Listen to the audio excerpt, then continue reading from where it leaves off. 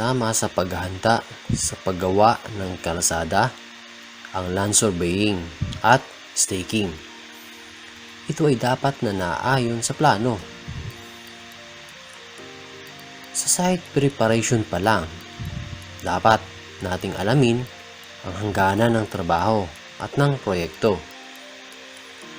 Alamin din dapat natin ang lapad ng kalsada na gagawin, ang sukat ng paglalagyan nito upang malaman ang tamang pamamaraan na naaangkop sa ating trabaho. Kailangan natin alamin kung ano ang mga obstruction along sa road section. Dapat din nating malaman kung meron bang mga puno na dapat putulin o mga estruktura na dapat tanggalin.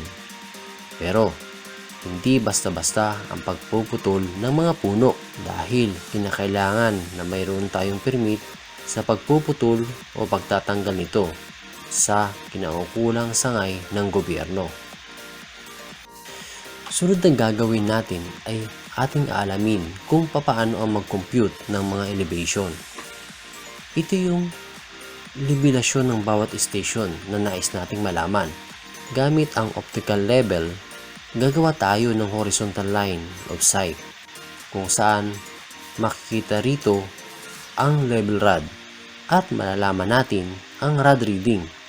Mula naman sa mga rod reading na ito, malalaman natin ang difference in elevation sa iba't ibang lokasyon. Papaano kung di mo makita ang mga puntos sa pagitan ng dalawang puntos na ito? Halimbawa, kung masyadong mataas ang lokasyon ng susunod na istasyon o kaya naman ang dalawang puntos ay may layong 1,500 meters.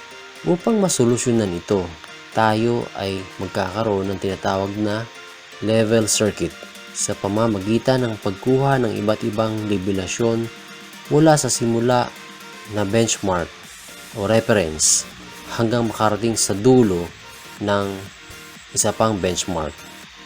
At upang malaman ang levelasyon ng puntos sa kabilang dulo, dito tayo magsisimula sa tinatawag na known benchmark o yung benchmark na mayroon ng elevation.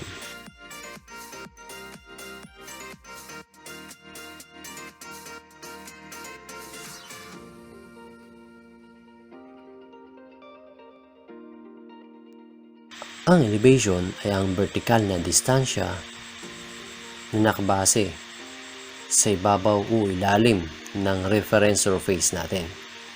Kadalasan, ang ating reference elevation ay ang mean sea level. Ang mga surveyor sa iba't ibang bahagi ng mundo ay nakapaglagay na ng mga permanenteng mga benchmark. Ang mga benchmark na ito ay kadalasang makikita sa mga tulay, mga fire hydrant o maging sa mga muhon na sadyang ginawa upang magkaroon ng permanenteng tanda bilang reference elevation na magagamit sa hinaharap. Ngayon naman, pag-usapan natin ng isang uri ng circuit leveling na tinatawag na benchmark leveling. Makikita dito ang survey site na kung saan tatawid tayo sa may halos kalahating kilometrong valley. Dahil nga sa palalim ang anyo ng lupa, kinakailangang i-set up ang instrumento ng madaming beses upang malaman ang elevation differences. Unang-una nating i-set up ang instrumento malapit sa reference benchmark na kung saan given ang elevation. At mula sa lugar kung saan nakaset up ang ating instrumento, babasahin natin ang rod reading at ito ay 1.42 meters. Dahil ang elevation sa location na ito ay alam natin, ang rod reading ay tatawagin natin na backside o BS. Ang ating elevation sa BS na ito o sa backside na ito ay 256.76 meters na ang ibig sabihin, ang ating line of sight ay mas mataas ng 1.42 meters mula sa elevation 256.76. Kaya ang ating height of instrument o HI ay 256.76 plus 1.42 equals to 258.18 meters. Pagkatapos ng ating backside, lilipat naman si Radman sa kabilang location na tanaw pa rin ng instrument man. Ang bagong location na ito ay tatawagin nating turning point. Ang turning point ay isang pansamantalang puntos na magsisilbing pansamantalang benchmark din. Tawagin natin itong turning point 1 or TP1. Mula sa location ng TP1, ang rod reading ay tatawagin nating foresight o FS. Ang foresight ay isang rod reading na kinukuha sa isang lokasyon o puntos na wala pang elevation. Dahil wala pang elevation ang turning point 1, ang unang rod reading dito ay tinatawag na foresight. Ang foresight ngayon sa turning point 1 ay 1.85 meters. Mula dito, alam na natin ang elevation sa turning point 1 ay 256.33 meters.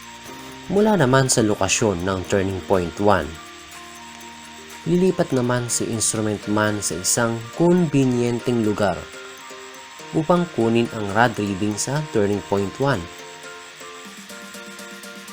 Teka, ano nga ba ang tawag sa rod reading na ito?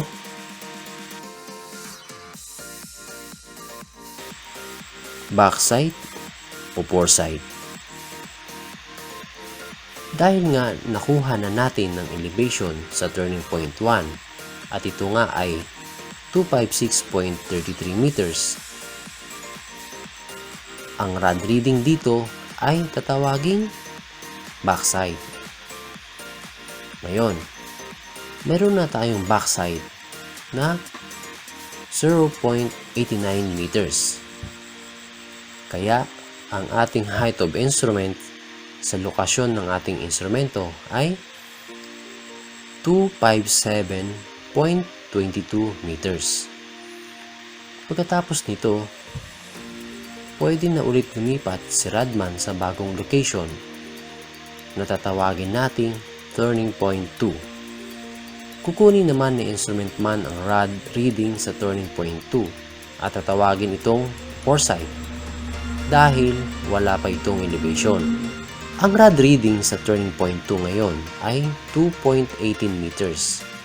Kaya, ang elevation sa location ng turning point 2 ay HI minus foresight equals to elevation o 257.22 minus 2.18 equals 255.04 meters. Muling lilipat ng lokasyon si Radman sa turning point 3. Samantalang si instrument man ay babasahin ng foresight na 1.91 meters. Mula dito, makukompute natin ang elevation ng turning point 3 na 254.93 meters. Lilipat naman si instrument man sa isang safe na lugar at babasahin ang backside na 2.32 meters. Dahil alam na natin ang elevation ng turning point 3 at ito nga ay 254.93 meters, makukompute mo naman ang height of instrument na 254.93 plus 2.32 equals to 257.25 meters. Lilipat naman si Radman sa panibagong turning point 4 at babasahin ni instrument man ang rod reading na 0.34 meters bilang foresight.